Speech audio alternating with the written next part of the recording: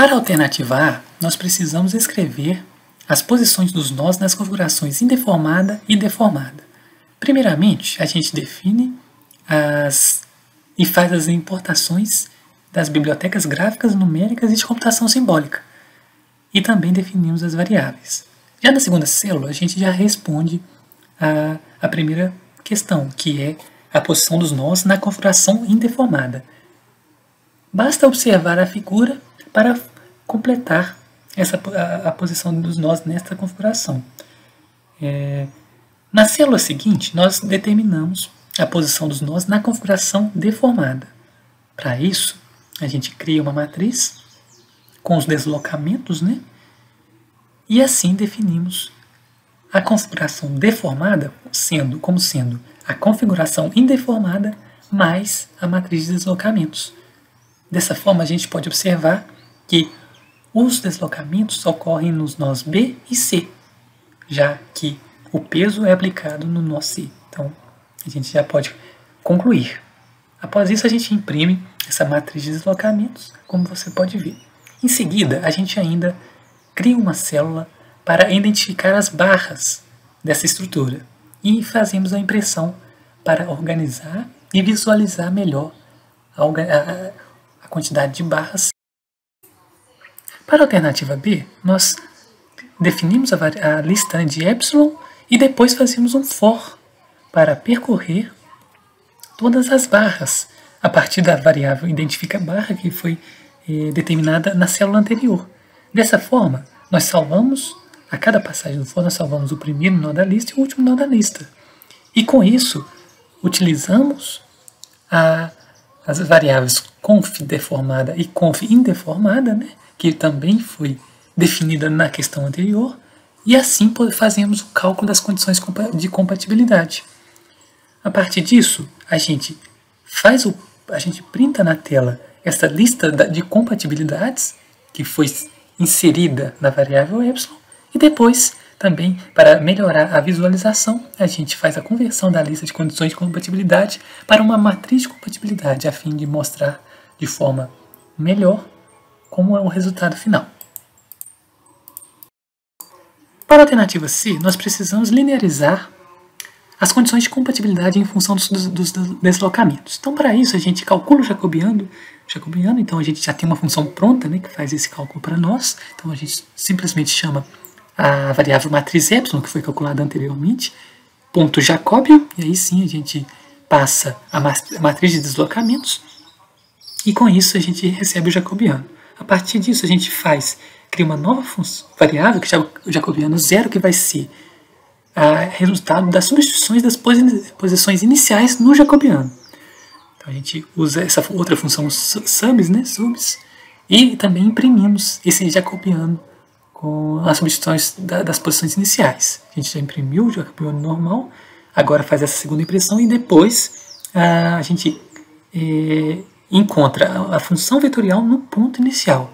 Então a gente utiliza a matriz epsilon para isso, também imprimimos essa função vetorial e por fim a gente aplica a transformação linear, que é resultado da multiplicação do jacobiano com as substituições dos pontos iniciais, né, por zero, multiplicado, né, pela matriz de deslocamentos mais a função vetorial. Então assim a gente imprime essa resultante, que é a nossa variável epsilon linearizado.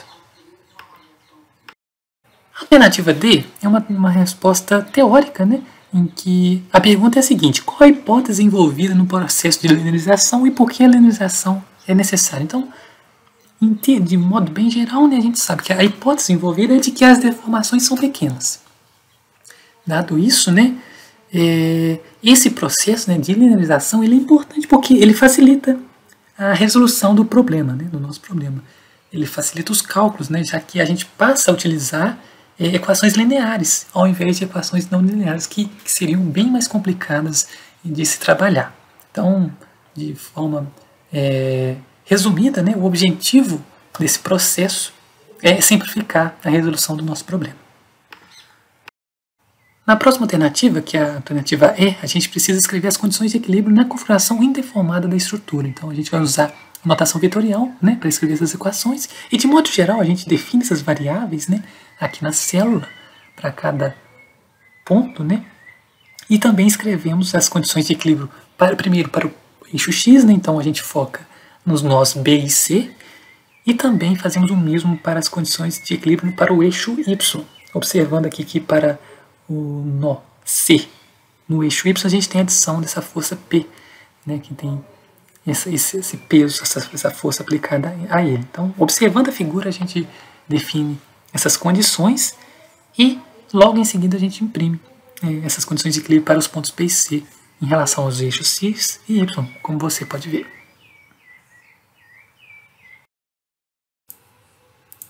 Para a alternativa F, nós precisamos reescrever as equações de equilíbrio em função dos deslocamentos. Então, para isso, a gente define as variáveis, uma lista, né, de normais nós, também definimos as variáveis A e E uma outra lista chamada equações de equilíbrio. Então, a gente cria um laço, né, um for, percorrendo a lista normais nós e preenchemos a lista de equações de equilíbrio, utilizando para esse preenchimento, a variável epsilon, né, que tem uma lista epsilon, né, e também as variáveis A e E. Por fim, feito isso, com essa lista de equações de equilíbrio preenchida, a gente faz uma impressão na tela para mostrar cada item que forma essa lista. Na alternativa G, nós temos que resolver o sistema de equações de equilíbrio, né, para os deslocamentos. Então, nós assumimos alguns valores de acordo com o enunciado.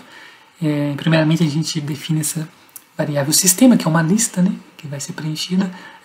Percorremos a lista de equações de equilíbrio, utilizando para cada passada, né, a função subs, passando os valores do enunciado.